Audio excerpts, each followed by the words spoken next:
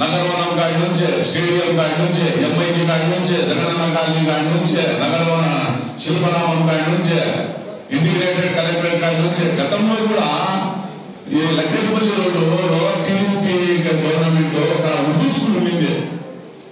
Urdu school ఇప్పుడు కూడా పిల్లలు చేసి మీకు తెలుసు. ఇంకోటి ఏమంటే నగరవనం అక్కడ ఉంది, శిల్పారామం, ఇవన్నీ పనులు జరుగుతాయి, ప్రాసెస్ లో ఉన్నాయి. అదెందుకు నిలబడిపోయినాయి? వాటిని కొనసాగించండి. మన కేంద్రం జిల్లా కేంద్రం అయింది. జిల్లా కావాల్సిన హంగులన్నీ ఏర్పాటు చేసింది కదా ప్రభుత్వం. మీరేం చేస్తున్నారు? అన్ని నిలిపేస్తారు. అవి ముందుకు సాగించండి. ముందుకే అది ముందుకు సాగిస్తే ఇక్కడ మున్సిపాలిటీ సంబంధించిన మాటలు మాట్లాడండి.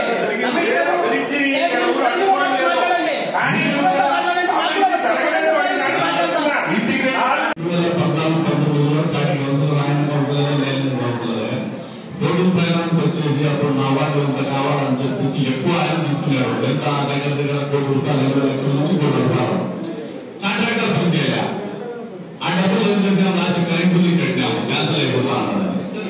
ఇప్పుడు కాంట్రాక్టర్ తప్పు చేయడం అనేది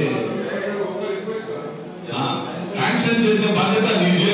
ఆ వాటికి ఇంత కావాలంటే శాంక్షన్ చేపిస్తున్నారా? లేదు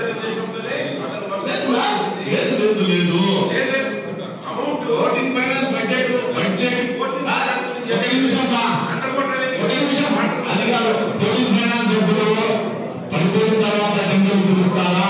జరిగింది. ₹1,00,00,000 పని చేయలేక కాంట్రాక్టర్ చేయలేదు. నువ్వు ఎంత ఇది చేసుకున్నావు చెప్పు.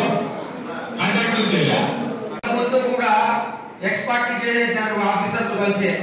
అట్లా జరగకుండా ఇప్పుడు కొంచెం దాన్ని కేర్ చేసుకొని దాన్ని మా బాడీలోనే మేము ఆక్యుపై చేసుకొని దాన్ని డెవలప్ చేసేటట్టు చూడాలని మనవి చేస్తున్నాం.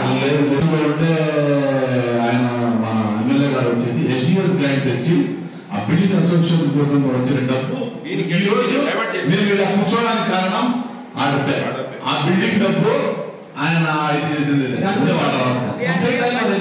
ఇప్పుడు దానికి ఏదో సపరేట్ ఫ్రెండ్ పెట్టి అది కూడా మేమందరం పోయి వాళ్లకు చెప్తాం సార్, బండిల వాళ్లకు మీరు ఎవరికి డబ్బు కట్టాల్సిన అవసరం లేదు. మీరు స్వతహాగా పెట్టుకుని వ్యాపారం చేసుకోండి.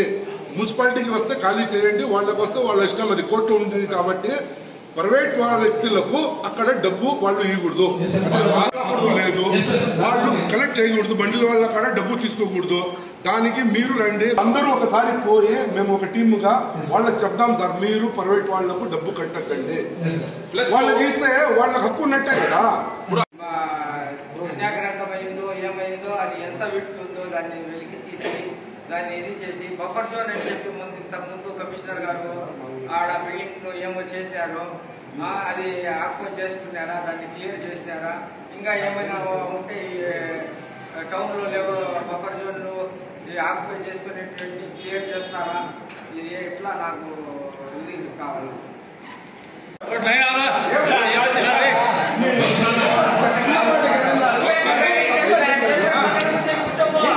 సమస్య చెప్తాను.